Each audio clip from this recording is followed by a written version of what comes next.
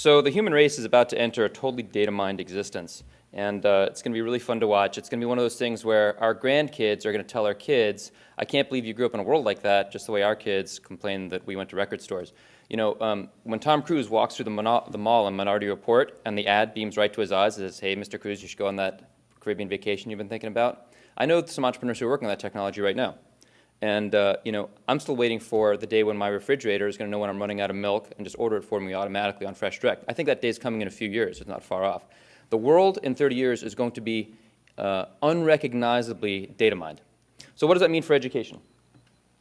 Well, education happens to be, today, the world's most data mineable industry by far, and it's not even close. Right? So maybe one day healthcare will be up there when they have little nanobots that are in your bloodstream that are doing real-time analysis. But until then, it's not close. Education beats everything else hands down. So let's look at other big data industries. The really big data industries in the world right now are not surprisingly on the internet because that's where it's easiest to grab the data, and that's also where there's a congregation of talent that understands data. So well, let's just look at it by the numbers, because the name of the game is data per user. Okay, so one of the things that fakes us out about data in education is education, because it's so big, right, it's like the fourth biggest industry in the world, it produces incredible quantities of data. But data that just produces one or two data points per user per day is not really all that valuable to an individual user. It might be valuable to like a school district administrator, but maybe not even then. So let's just compare. Netflix and Amazon get in the ones of data points per user per day. Google and Facebook get in the tens of data points per user per day. So you do 10 minutes of messing around in Google, you produce about a dozen data points for Google. Okay, great. So, so Knewton today gets 5 to 10 million actionable data per student per day.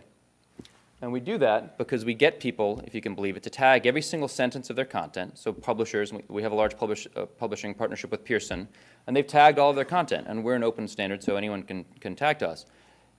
If you tag all of your content and you do it down to the atomic concept level, down to the sentence, down to the clause, you unlock an incredible amount of trapped, hidden data.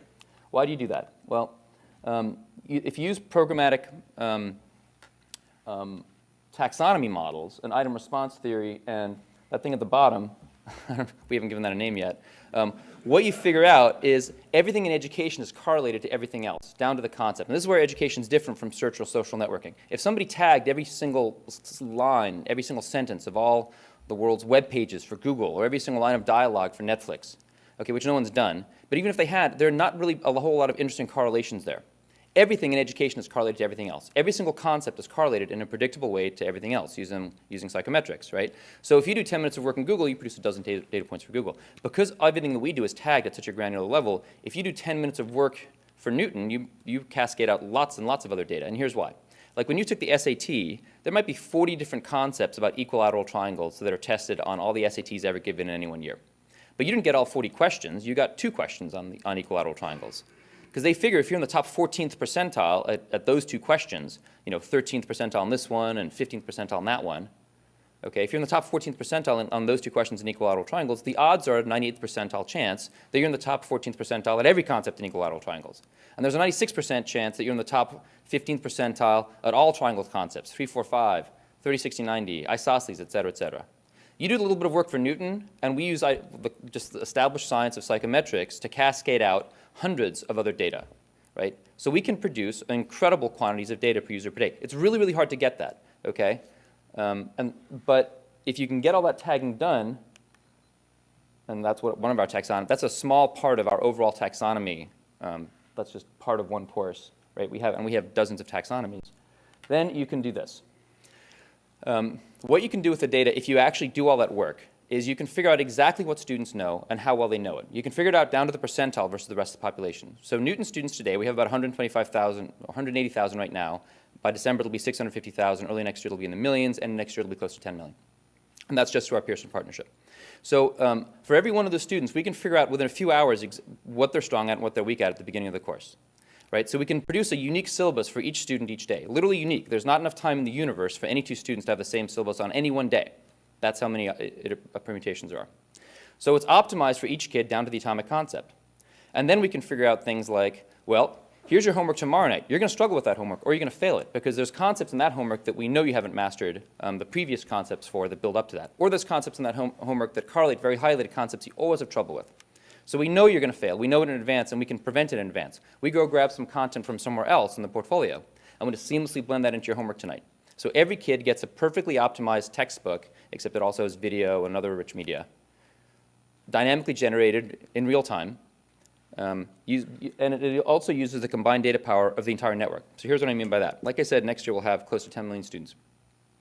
A few years from now, we'll have 100 million. 100 million first shows up to learn something like rules of exponents or subject-verb agreement, whatever. We take the combined data power of all 100 million to figure out exactly how we should teach every concept to each kid. So the 100 million first shows up to learn rules of exponents. Great, let's go find a group of people who are psychometrically equivalent to that kid. They learn the same ways, they have the same learning styles, they know the same stuff, because Knewton can figure out things like you learn math best in the morning between 8:40 and 9:13 a.m. You learn science best in 42-minute bite sizes. The 44-minute mark, your click rate always begins to decline. You start missing questions you normally get right. You learn social studies best with video clips, or 22% video to 78% text, or whatever your optimal cocktail of bundle. We can tell when we should return content to you for optimal retention. We literally know everything about what you know and how you learn best. Everything. Because we have 5 orders of magnitude more data about you than Google has. We literally have more data about our students than any company has about anybody else, about anything, and it's not even close. That's why we can do all that stuff. Right? So then what we can do is we can take that profile of 100 million kids, next year it'll be 10 million. We can go figure out, okay, who's exactly like that kid?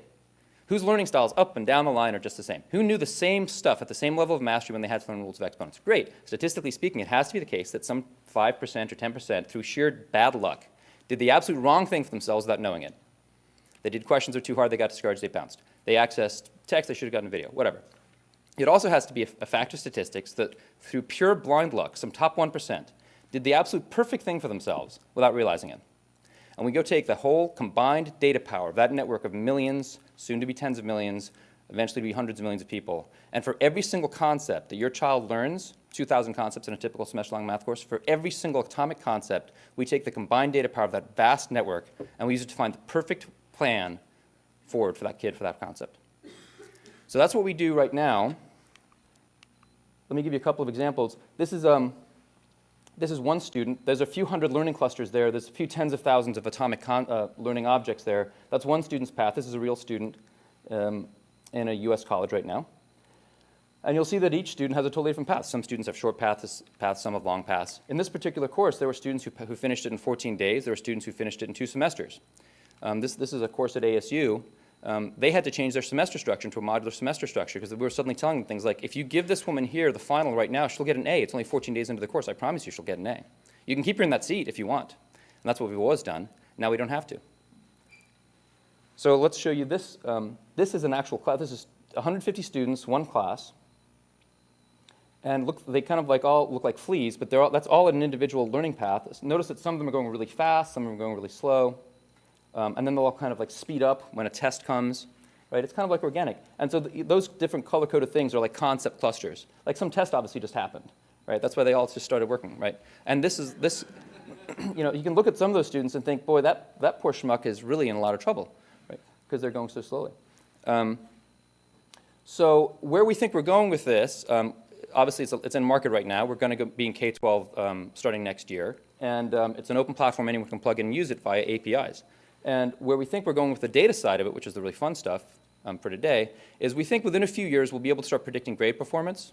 So, you know, teacher grades consistently year in and year out. If that teacher grades consistently, we can match up the student profiles, you know, down to the atomic concept level versus grade performance. We can tell you, you're on track to get a B- in this course right now.